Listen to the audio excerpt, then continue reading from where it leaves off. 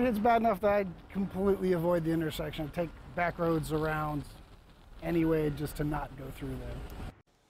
All right, a lot of drivers in South Austin all too familiar with the intersection of Slaughter Lane and Mopac. Lucky for them, though, there is a new way to get around that part of Austin. This weekend, TxDOT debuted its new diverging diamond intersection, but today's really the first time they're really going to put it to test with the Monday morning rush hour, and that's where we find KXAN's Candy Rodriguez to give us an idea of how it's all working. I drove through there around 3 o'clock this morning, and it was a little messy. Yeah, believe it or not, early this morning there wasn't much traffic, but there was already a vehicle trying to go the wrong way. And of course, police are out here helping direct traffic. And that's because if you travel on this intersection, it's not exactly normal now. And that's because you may find yourself on the opposite side of the road like those cars right there. But don't be alarmed, it's all by design.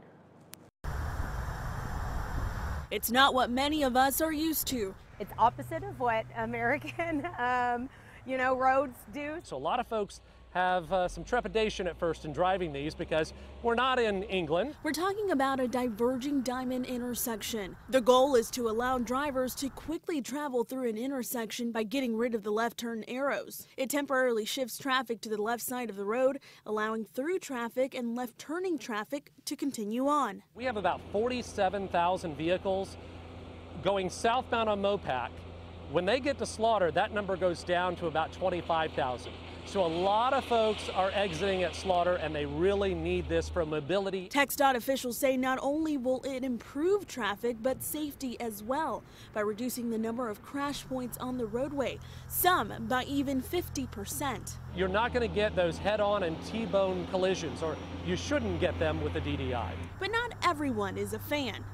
I would say it definitely has a little bit of confusion still as a factor. They are just two of the many drivers in Round Rock who for the last 3 years have traveled along the 1431 and I-35 diverging diamond. And now that their neighbors to the south got one, here's some advice.